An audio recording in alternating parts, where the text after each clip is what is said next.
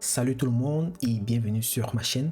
Dans cette nouvelle série, je vais vous dévoiler les 30 concepts clés pour concevoir des systèmes informatiques solides et fiables, des notions que tout développeur devrait absolument maîtriser.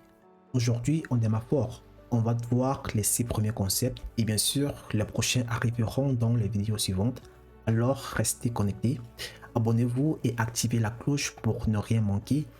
Et si vous aimez ce genre de contenu, laissez un like pour me le faire savoir.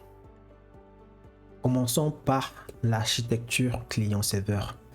Presque toutes les applications web que vous utilisez sont basées sur ce concept simple mais puissant appelé architecture client-serveur. D'un côté, vous avez le client qui peut s'agir d'un navigateur web, d'une application mobile ou peut-être ou toute autre application frontale. Et de l'autre côté, vous avez un serveur, une machine qui fonctionne en continu, attendant de traiter les requêtes entrantes. Le client envoie une requête pour stocker, récupérer ou modifier des données.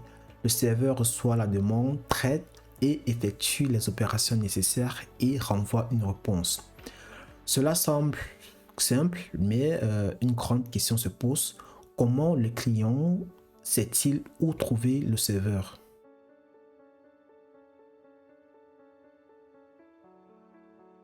Du coup, en deux, on a une adresse IP. Un client ne sait pas par magie où se trouve un serveur, il a besoin d'une adresse pour localiser et communiquer avec lui. Sur Internet, les ordinateurs s'identifient entre eux à l'aide d'une adresse IP qui fonctionne comme des numéros de téléphone pour les serveurs. Chaque serveur déployé publiquement possède une adresse IP unique. Lorsqu'un client souhaite interagir avec un service, il doit envoyer les requêtes à la bonne adresse IP. Mais là, on a un problème. Lorsque nous visitons un site web, nous ne saisissons pas son adresse IP, mais nous entrons tout simplement le nom du site web, par exemple google.com, yahoo.com. Donc, nous ne pouvons pas nous attendre à ce que les utilisateurs ou même les systèmes mémorisent une chaîne de nombres aléatoires pour chaque service auquel ils se connecteront. Et si nous migrons notre service vers un autre serveur, son adresse IP peut changer et ce qui interrompra ainsi toute connexion directe.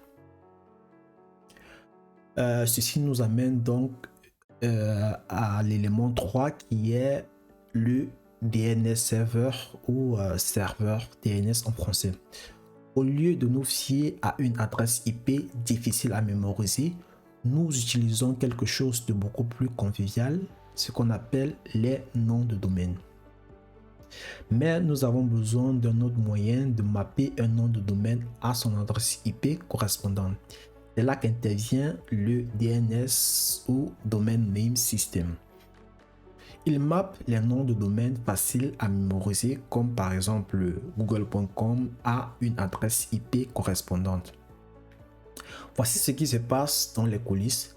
Lorsque vous tapez par exemple algomaster.io dans votre navigateur, votre ordinateur demande à un serveur DNS l'adresse IP correspondante.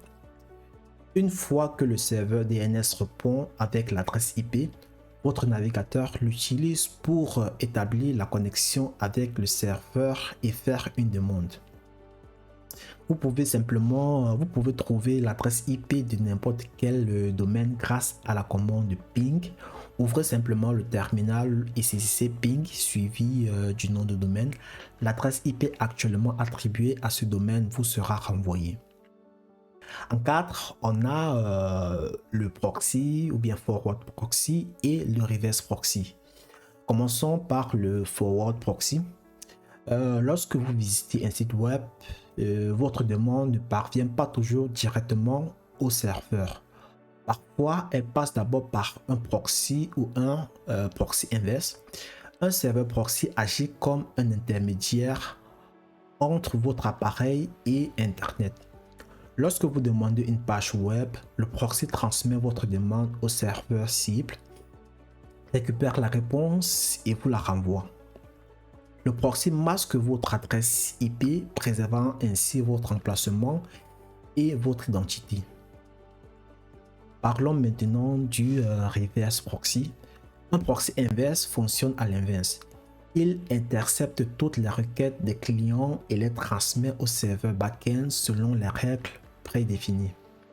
Autoriser l'accès direct au serveur peut présenter des risques de sécurité, les exposant à des menaces telles que des pirates informatiques et des attaques DDoS.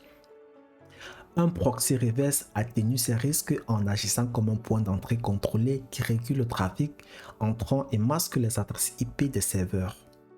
Il peut également agir comme un équilibreur de charge répartissant le trafic sur plusieurs serveurs, ce qui est appelé load balancer en anglais. En 5, parlons de la latence. Chaque fois qu'un client communique avec un serveur, il y a toujours un certain retard. L'une des principales causes de ce retard est la distance physique.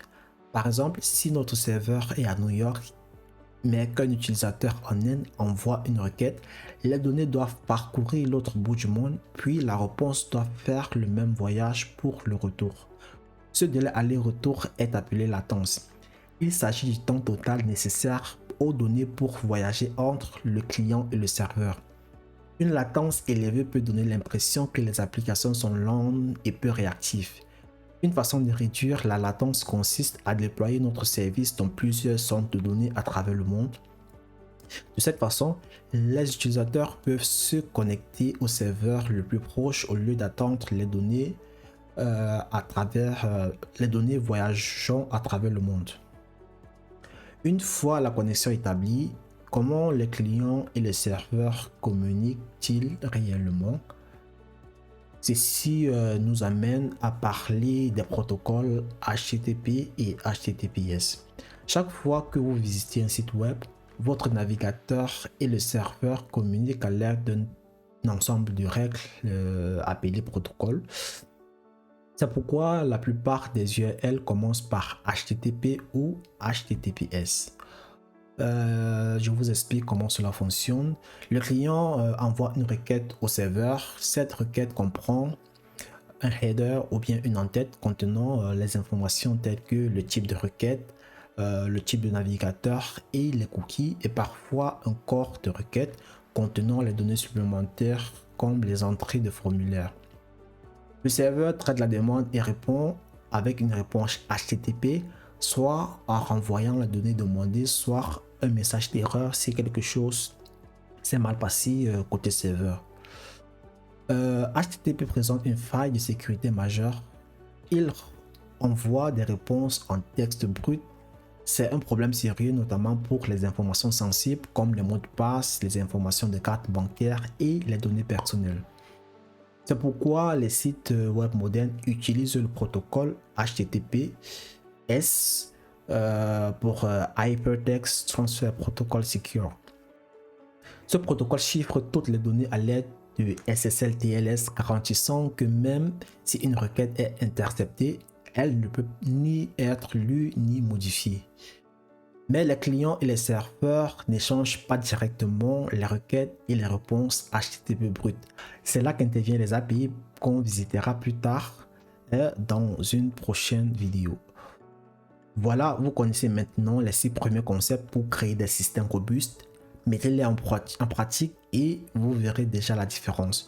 On se retrouve très bientôt pour la suite et croyez-moi, ça va être encore plus intéressant. On va parler des concepts tels que les API REST, GraphQL, les bases de données relationnelles et non relationnelles, le scaling vertical et horizontal, la containerisation des applications, l'équilibre de charge, l'indexation des bases de données et bien encore plus. Je vous remercie d'avoir suivi cette vidéo et on se dit à la prochaine. Ciao.